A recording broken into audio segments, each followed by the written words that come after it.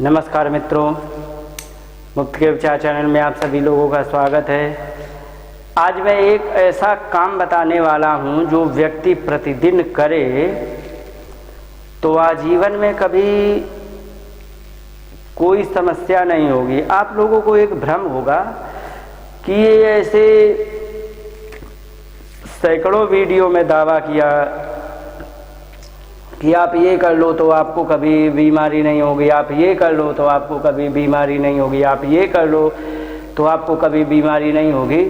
तो ये क्या झूठ है कि कुछ इसमें दम भी है? तो एक बात बता दें, आयुर्वेद ऐसा शास्त्र है कि इसमें गलत तो कुछ लिखा ही नहीं है।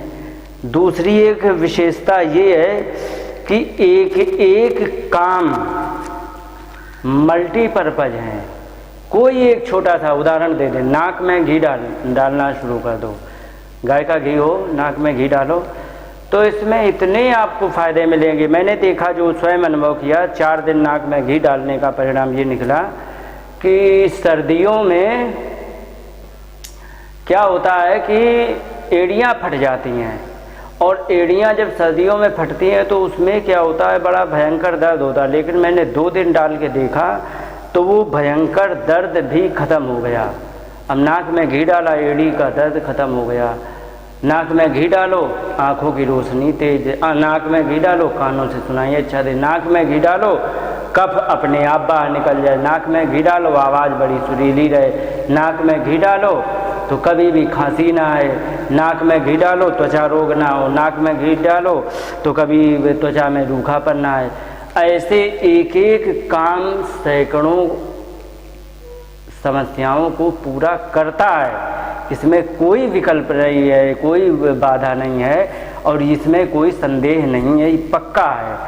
तो इसलिए आयुर्वेद में एक एक काम बहुत सारे कामों को करता है। तो जो कहते कि हाँ ये काम कर लो तो बीमार नहीं, पर ये सही लिखा है तो कहने का मतलब ये है कि कोई एक तुम सिस्टम पकड़ लो, उसी से आप बीमार नहीं पड़ो, कोई एक सिस्टम। तो इसी प्रकार से एक नया मैं आपके सामने लेके आया हूँ, जिसको कहते हैं तेल मालिश। संस्कृत में इसको अभ्यंगम, आयुर्वेद में जहाँ जहाँ आप पढ़ेंगे तो वहाँ पर आपको अभ्यंगम शब्द से इसको संबोधित किया गया है। तो इसमें लिखा है कि हम अभ्यंगम आचरे नित्यम श्रम जरा सावातहा। यह क्रिया जो है, यह कर्म जो होता है, तो क्या क्या करने वाला है कि अभ्यंगम तेल मालिश, आचरित उसको करे, नित्यम प्रतिदिन। यदि कोई व्यक्ति प्रतिदिन तेल मालिश करेगा तो उसको क्या क्या नहीं होगा, पहले ये सुनो। श्रम, थकान, शरीर की कमजोरी, श्रम में बहुत कुछ आ जाता है। आयुर्वेद की दृष्टि से देखा जाए, साधारण संस्कृत की दृष्टि से देखा जाए तो श्रम शब्द का केवल अर्थ थकान होता है, लेकिन आयुर्वेद की दृष्टि से देखा जाए तो श्रम के कारण और बहुत सारी आती, जैसे श्रम माने थकान, श्रम माने कमजोरी भी आना, क्योंकि कमजोरी है तो आपको थकान होगी। श्रम का मतलब कोशिकाओं को कमज़ोर हो जाना, श्रम का मतलब शरीर ज़्यादा ही शिथिल हो जाना। तो ये सारी समस्याएं हैं श्रम में। तो इसमें क्या है, श्रम माने थकान, जरा माने बुढ़ापा, और वात, वात माने वायु के जितने रोग हैं, इन तीनों को, श्रम जरा वात, इन तीनों को माने हरण करने वाला, यानी कि नष्ट करने वाला है ये तेल मालिश, यदि प्रतिदिन किया जाए। और इसमें कभी भी बुढ़ापा नहीं आता है। इसमें दृष्टि प्रसादेषु पुष्टायु, दृष्टि प्रसादेषु, दृष्टि माने आँखों की रोशनी को, देखने की क्षमता को नित्य हमेशा बनाए रखेगा, यही है दृष्टि प्रसादेषु। और पुष्ट आयु, पुष्ट आयु का मतलब पुष्ट आयु है। ये जो पुष्ट आयु का मतलब जितनी आपकी जिंदगी है, जितना आपका जीवन है, वो सब का सब जीवन आपका बिल्कुल मजबूती से, माने बुढ़ापा भी आएगा तो आप घसीट घसीट के या चारपाई पर नहीं मरोगे, अच्छे भले चलते फिरते मरोगे, ये कहने का तात्पर्य है। तो इसमें क्या है, कुछ भी इसमें कोई खास नहीं। जैसे कि अब नींद किसी को नहीं आ रही, अब बहुत से लोग ऐसे हैं जिनको नींद ना आने की समस्या है, तो उसको क्या करना है, नींद अच्छी लाने के लिए रात में तलवों में तेल लगाएं। तलवों में क्यों? चूँकि आँखों में एक फ्लूट होता है, तो अगर जो आँखों में तेल जाएगा तो दिक्कत देगा। आँखों में तेल डाला नहीं जा सकता है क्योंकि फ्लूट है, उसको दिक्कत देता है, तो आँखों में तेल डाल नहीं सकते। अब हमें नींद आनी है, आँखें बंद करनी, तो उसको क्या करें, तो उसका वो है उपाय कि आप पैरों के तलवों में आप तेल लगाओ, आपको बहुत सुंदर नींद है। नींद के तो कई एक है, नाक में घी डालो तो भी आ जाती नींद, गुनगुना दूध पियो हल्दी डाल के बिना चीनी का, तो भी बहुत अच्छी नींद आती है। ये मैंने प्रैक्टिकल किया, एक बार ऐसे मैंने पी लिया शाम के टाइम, वैसे तो पीने को मिलता ही है, लेकिन जब आयुर्वेद सीखा फिर एक बार 2-4-6 दिन में मिला, तो उसमें क्या है कि मुझे कोई खास वो था नहीं, लेकिन मैंने जब दूध पिया तो उस दिन बहुत अच्छी नींद आई। वैसे रात में नींद नहीं आती थी, क्योंकि मैं आयुर्वेद सीख रहा था, तो इन चीज़ों पर रिसर्च की भी भावनाएं हमारी जागृत हो रही थी, क्योंकि कुछ चीज़ें ऐसी हैं जो गुरु सिखाते हैं, कुछ ऐसी होती हैं जो स्वयं को भी अनुभव करनी पड़ती है। गुरु तो सिखाएंगे ही, स्वयं अनुभव करोगे तो और अच्छा है, उससे ब्रेन का विकास होता है, ये नियम होता है। तो मैंने उसको उस दिन देखा कि दूध मिला बिना चीनी का, हल्दी पड़ा हुआ, एक गिलास का मतलब 250-300 ग्राम पी लिया और गए, बहुत अच्छी नींद आई। अब अच्छी नींद आएगी तो सुबह उठने में मतलब ये है थकान नहीं महसूस होगी और आपको नींद नहीं आएगी, मतलब एकदम दिन भर आपका फुर्तीला शरीर रहेगा, कोई मन में ग्लानि नहीं, कोई शरीर में कोई विकार नहीं।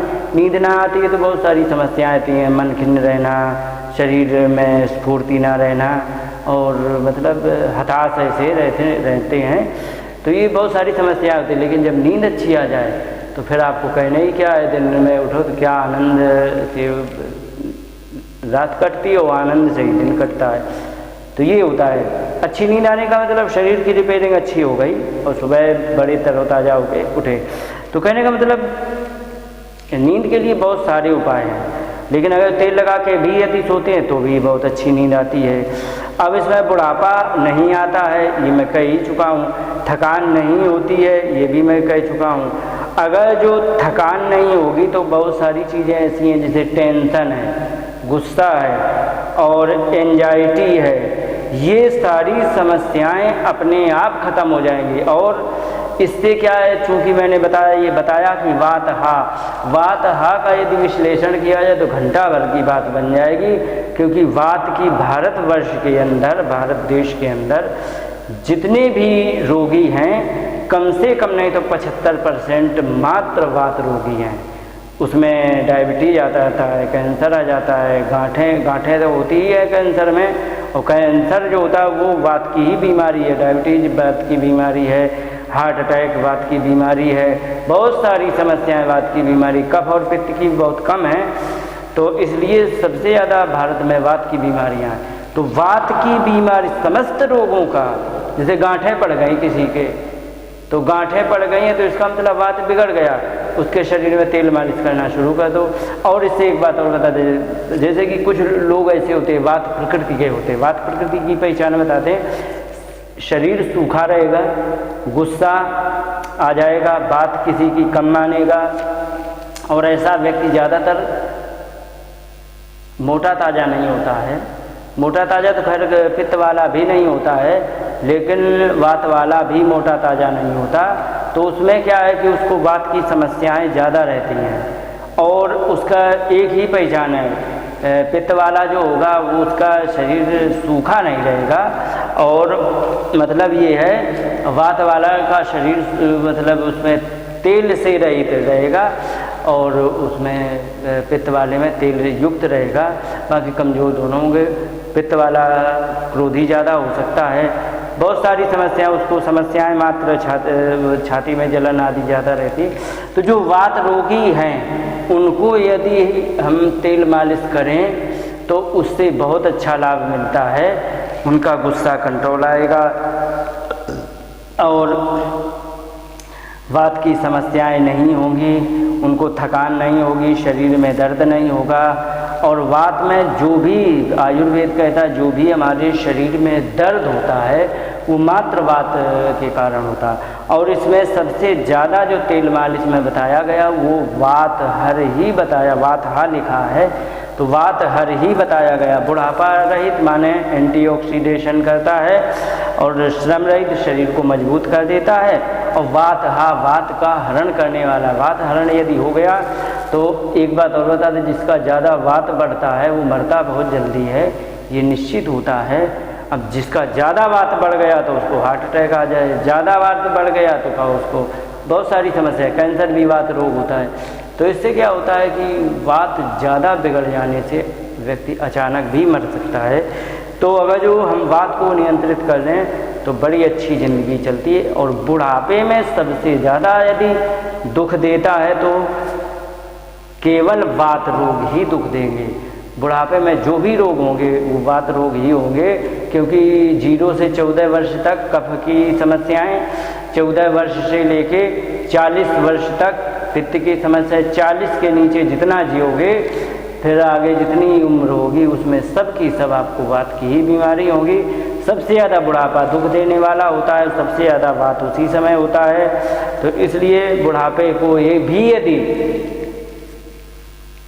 बिना परेशानी का बनाना है तो आपको केवल और केवल तेल मालिश ही करना चाहिए। और बस तेल मालिश, इसमें आयुर्वेद में बहुत कुछ कहा गया है तो इसलिए तेल मालिश करें, बहुत अच्छा होता है। मात्र 5 मिनट का विषय है, 5 मिनट में आप तेल मालिश करो, बस पंखा वंखा ना चलाओ क्योंकि बात में हवा नहीं लगनी चाहिए। और इसके बाद अपन क्या नियम है उसके बारे में बाद में बताऊंगा, पहले फ़ायदे बता दिए हैं। तो इस प्रकार से आप बात के समस्त रोगों का इलाज, आप बुढ़ापा को कभी ना आने देने का इलाज, शरीर में कभी कमजोरी ना आए, इन समस्त समस्याओं का इलाज आपको केवल और केवल तेल मालिश करके ही मिल जाएगा। इन्हीं शब्दों के साथ बात को विराम देते हुए नमस्कार, जय हिंद।